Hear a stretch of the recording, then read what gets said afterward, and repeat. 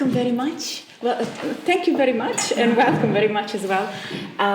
To count, this is the last event of 10 the program Entangled Life that accompanied Pallas Projects along this year. The program is all about placing art community in a wider ecology and understanding connection, ideas, what people think, and what it could be. And this, sorry, I have my own papers, and this talk specifically is called Climate Activists and Socially Engaged Art. We have 4 fantastic people that accepted to come and have a chat with us and telling what they are up to, what they think, and what it will be in their projects. And I will introduce them in alphabetical order, and then I will ask a question that they know because I ascended before. So to give a hint, of what their work is, and the rest of the time is open for your questions. Don't be shy. We are obviously in a very cozy, safe space. Okay, so I will start with Anthony. Anthony Freeman O'Brien is a mixed media artist and community worker based in the Liberties area of Dublin. He takes great pride in living and working within the community where he was raised. His artistic practice draws significant inspiration from his involvement in the beekeeping and conducing walking tour of the Liberties. Additionally, he contributes to the community by facilitating the development of green spaces and offering educational classes on beekeeping, both adults and children. Thank you. We have Seoidín O'Sullivan. Is an artist whose research and practice explore socio-political ecological narrative, which she represents through critically engaged and poetic forms across a range of art media. Seoidín works within the field of critical ecologies, fostering interdisciplinary collaborations and partnership. Using creative and participatory art methodologies, she works to reveal hidden systems, co-imagine just multi-species future, and engage community meaningfully in a time of climate breakdown. Seoidín coordinates and teaches on the Creative Future Academy Professional Diploma in Art and Ecology and Sustainable Exhibition Making Certificate. She also lectures in visual culture studio and studio practice for the first-year studies at the National College of Art and Design in Dublin. Thank you. And we have India Ryan, that is the office manager and space curator of the climate team of the Bohemian Football Club. She works on the Sparks project and the Community in Climate Action project, which was completed in November 2025. The Spark was a capability building project to gauge the needs of a community, layering the ground for the development of a workers' cooperative as a part of a wider community wealth building project, which by changing how money is spent in the community, we can build a more democratic local economy, creating good quality jobs to deliver on a climate action across the city. Thank you. And Sophie von Maltzan is an artist, researcher, design fellow at the UCD, activist and part-time farmer. Her practice explores the socio-environmental relationship through participatory, site-specific design and critical spatial practice. Working across art, community-led public space projects and climate mitigation with the environment as a catalyst for social change and a renewed connection with nature. Her action-oriented approach brings together community, artists, and environmental experts. Von Maltzan has been commissioned by the Art Council, Creative Ireland, IMA, Percentage for Art, local authorities and university delivering intervention, exhibition, and curatorial work. Her projects often engage social groups to activate marginal urban spaces and question how grassroots design and public open space can strengthen the community agency.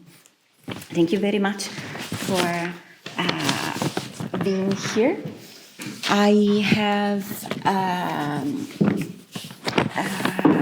I would like to start with Anthony, and I have this question, and I would like you to explain what is your work and what you are doing at the moment. Your work in the Liberties through beekeeping, walking tour, and creating green spaces connects people to nature in every way. Do you see changes in the community since you started to work? How has your work evolved in the time? Yeah. Well, since I started about 5. Thank you. I started about 5 years ago, and I've created one big green space. Then I've taken over. This summer, I took over one in the school in the North Avenue, and I go in there once a week now to teach the kids about biodiversity.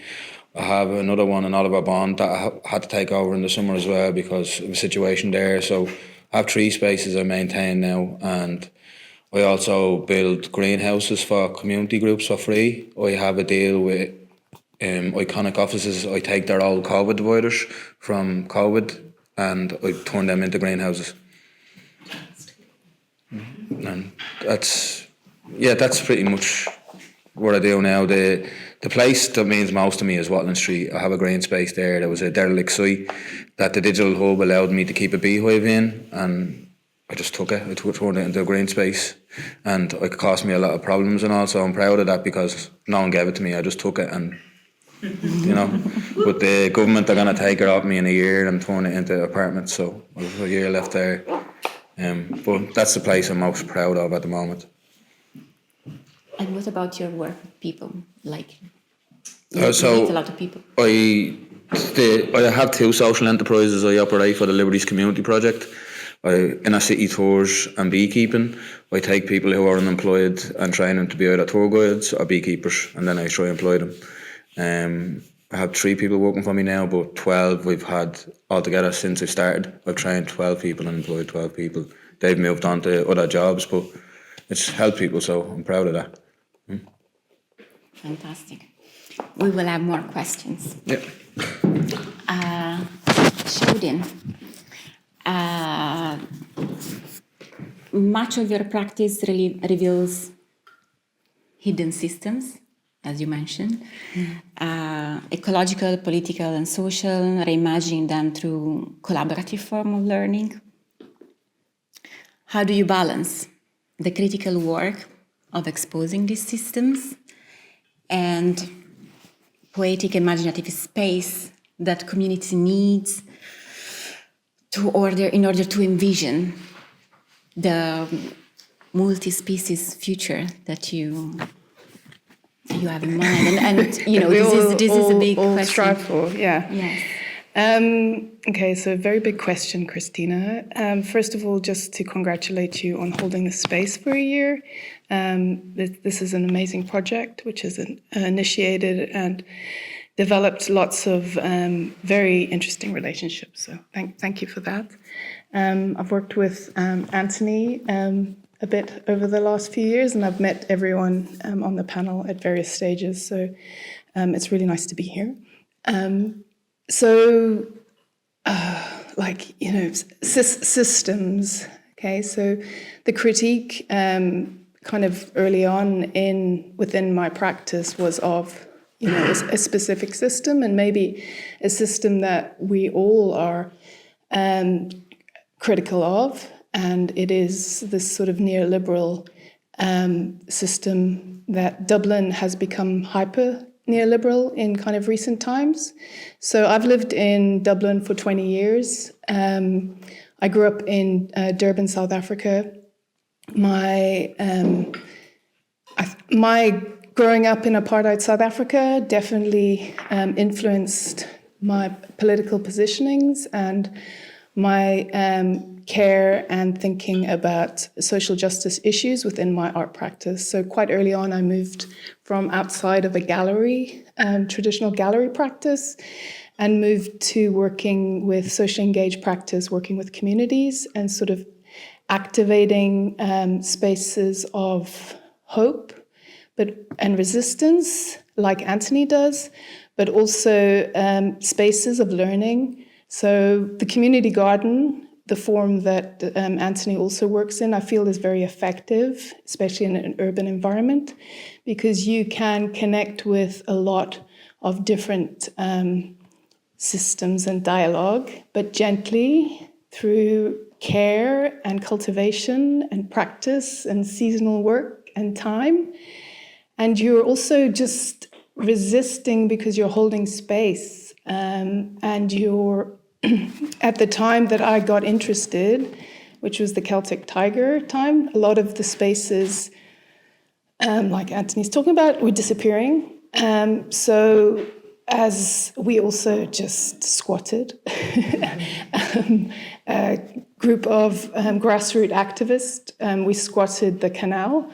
And getting involved in those kind of activisms, I could see how empowering it was, but also the sort of knock-on effects that come from it. So in terms of, initially I was very unsure where my practice was as an artist.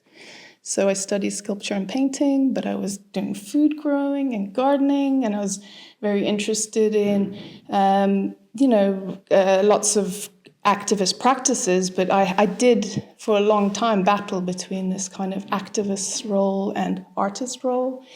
But the space of pedagogy and creating sites of learning became a way that has informed and is a space that I still operate in.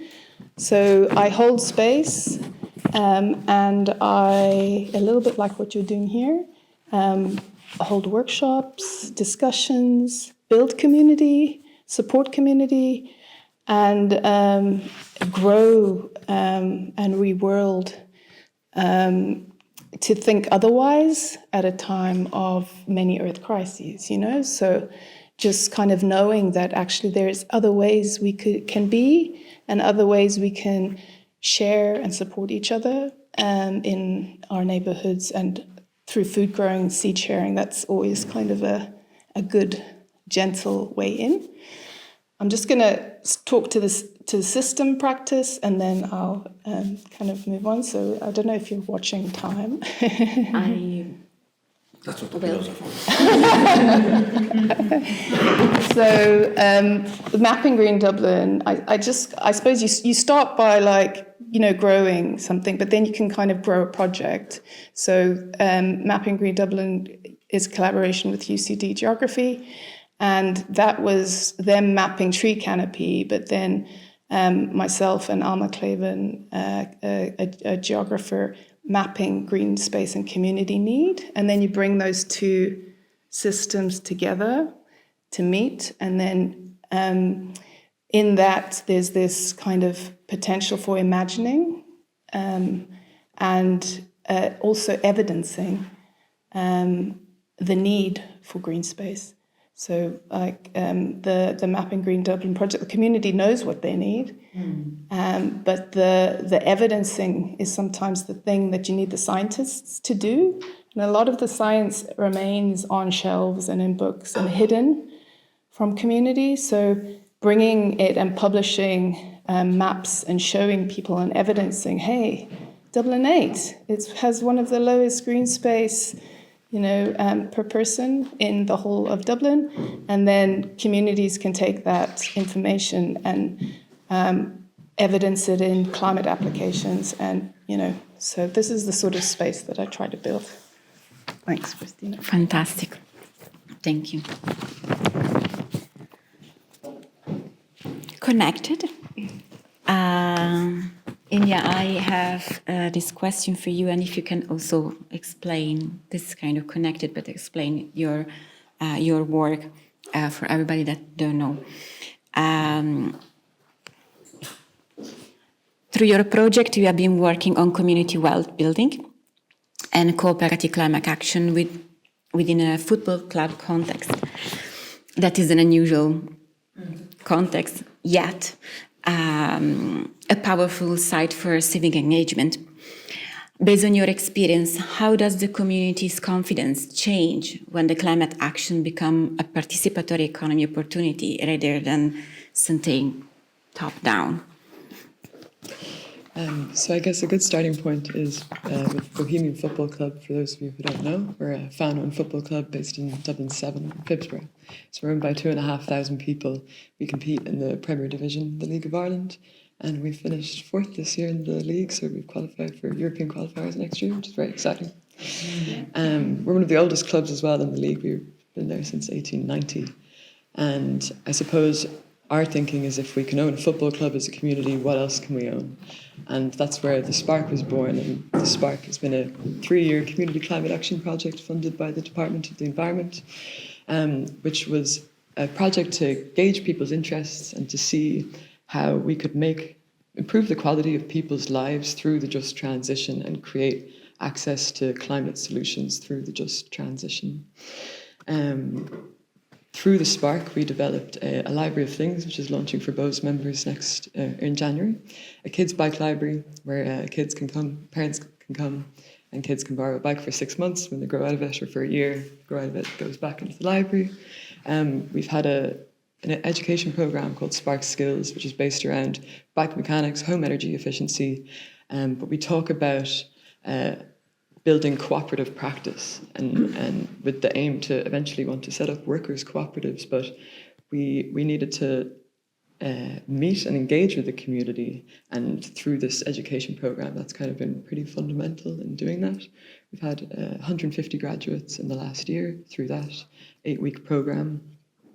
And we also have an after-school club where we go to youth groups and schools across Dublin 1, 3 and 7, and we talk about climate justice and football, and using football to talk about climate justice and how, based on where people are from in the world, and how that climate change might affect them differently. On the question, how does a community's confidence change when climate action becomes participatory economic opportunity? This is something we don't know yet. The Spark was a learning by doing kind of way for us to understand what that might look like. What it's taught us is we've built an incredible community of volunteers. We have an event tomorrow and we've got 20 volunteers coming to help us run it. People have been able to kind of shape some of the projects and the work going forward, like through surveying fans across 8 different football clubs across Europe.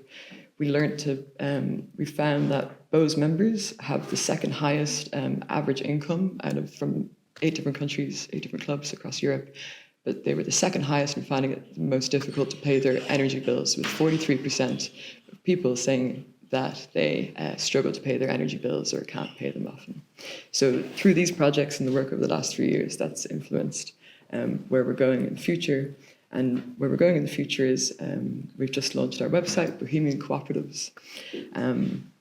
And so we're trying to take the cooperative spirit into the local economy and through that ensure that the transition is fair, that we can create jobs and opportunities for people. And maybe I'll speak a bit more about the future. Fantastic, thank you. And last but not least, to have this introduction and a question for Sophie.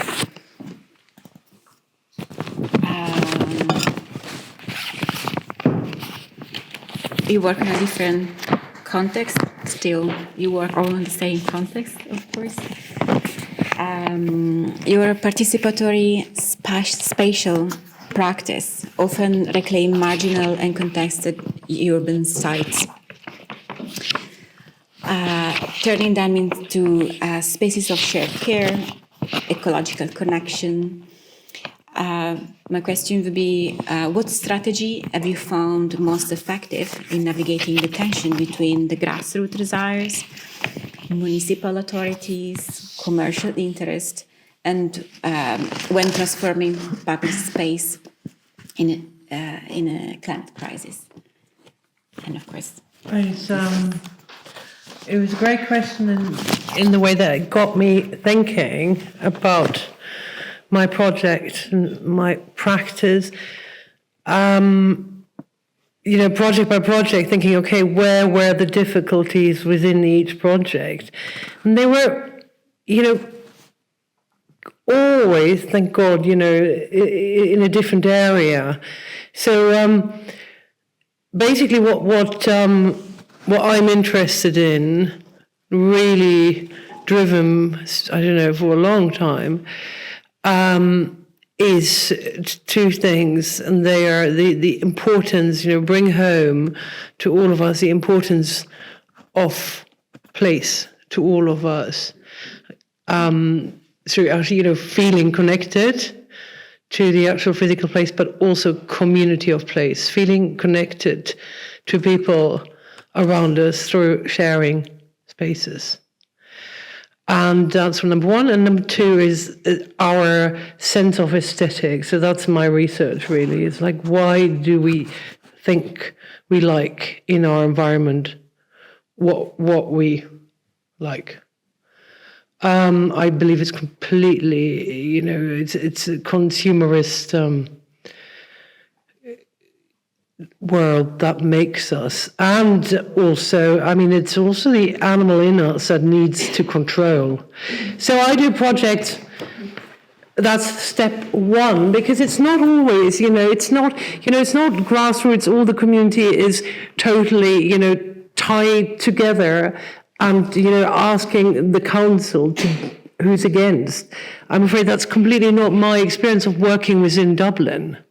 But much more complex was the communities. You say community, but as you all know, how many neighbours have you got? And they're not all one community, right? Everyone has a different opinion.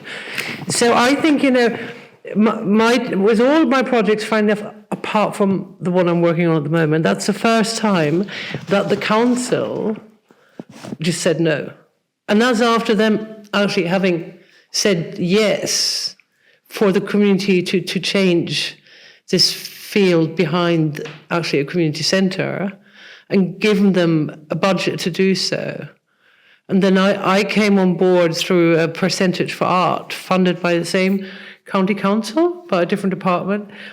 And suddenly, even though that community centre has that money, it's a no.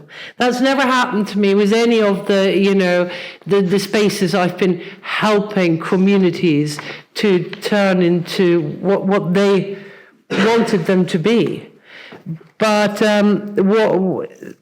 what does happen, for example, actually Great Western Square has been a very pivotal, there's all publications about Great Western Square, and one of my favourite stories, as you know, there's not a single bench on Great Western Square, unless it's changed in the last 4 years. It hasn't. So, it's little questions like that then kick off, enormous amount of learning. And so there was a bench on Great Western Square, and it was taken away, not by the council, but by people who live there who didn't want, and that's my what's the opposite of your favorite word, antisocial behavior. So it's actually what I work a lot with is tensions within and misunderstandings within communities. And I find as long as the community can make a case, as it's actually happening right now in Dublin 8 here in the Tenters, they are actually incredibly strong, and the council will help. In my experience with Dublin, my current one is South Dublin City Council, actually the problem. But there's a political problem that's been there somehow, and we'll get there. So I believe really the strategy number one is explore together, and that involves all parties, the municipal, but the commercial, because they benefit as well, like the pubs or the shops, and they're normally super pro. And then the communities. Explore together and then move straight into this. This is creating together. So this here, all these willow sculptures on Great Western Square, we're actually exploring with the community if they could imagine having things like benches or football goals, just using willow. Following that is actually, as this page shows, interviews in the park. So through creating, that creates a discourse. Ideally through actually, the physical things you make. I'm really into physical things, yeah. Then you can talk about them and through them. And then my other advice is, what's really important to my practice is, never try and be innovative. It's not about that. It's actually not about me at all. That's the other thing. You see, when things go really well, I can miss openings. No one notices this because it's not my project. I help a community. I empower. And, that even is a great word. I don't really know what I do. Often I don't understand why I have to be there. And I don't, and it's, and that's for example, there's the St. Anne's Road Pocket Park has been written up in a big coffee table publication called The 100 Parks in Dublin, yeah? So there's photos and writing, and my name is not mentioned once, it describes the project. And that's great, actually, yeah? And so that's what I do. I hope that answered the question. Yes, definitely. Thank you. A lot of small insights of your work.